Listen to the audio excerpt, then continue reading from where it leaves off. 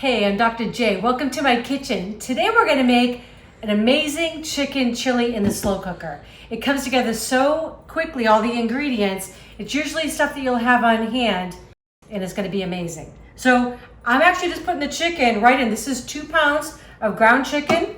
No need to cook it. Going right in just like that. I have 1/2 of a really large onion that I diced up, and also 1 poblano pepper. I love them. They're spicy, but they're really mild. So, if you've got kids around, I think these are a good pepper. Okay, so going in. Okay, so now let's assemble. This is 3 cans of rinsed pinto beans going in. Organic if you can get them.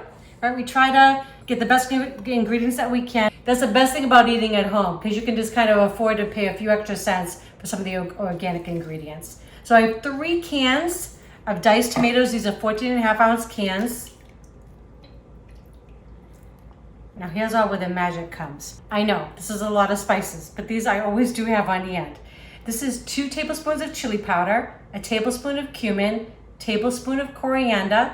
This is 1 teaspoon of ancho chili. It's really great. It does have a kick, but it's kind of a fruity kind of kick. I absolutely adore it. This is 1 tablespoon of garlic paste, 2 teaspoons of salt, 1 teaspoon of black pepper, and then 2 bay leaves all going in. And this will all be also in the recipe in the description. Going in. I have one last ingredient. I'm going to put in some chicken stock. Okay, so at last I just got 1 carton of low sodium chicken stock going in. And I love chili because you can make it so many different ways. I've done it with pork, I've done it with beef, I've done it all vegetarian, which you could totally do with this. You could just throw in some different beans, same spice. I've added in some black beans maybe in here with it, and then serve it over rice. I know now we live in Texas. We love Texas, but we're probably insulting those locals. They like their chili without beans. I love the beans in them because they add a lot of protein, they add fiber, they're full of iron and potassium. They just add a lot of nutrients to the dish. So I'm a fan. Especially too, like I said, if you're making this vegetarian, it's a great way to get some of those nutrients into our vegetarian friends. Okay, so I'm just gonna give this really just a good mix, and then I'm gonna put the cover on. This will cook at about 2.5 hours on high, or about 5 to 5.5 hours on low. Cover goes on. So I'm gonna turn it on high, and this will be done about 2.5 hours. Okay, so 2.5 hours, our chili is done. Can't wait to taste this. Well, that smells so good.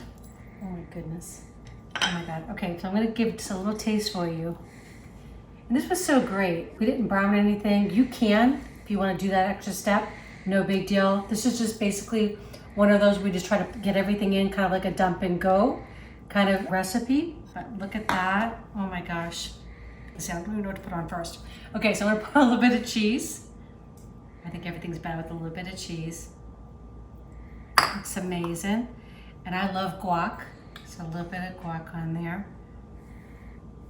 And then I'm gonna put just a tiny bit of sour cream.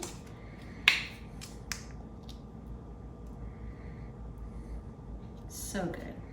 Okay, all right, just enough to give you a little taste. Okay, so chicken chili, made in just a short period of time, few ingredients.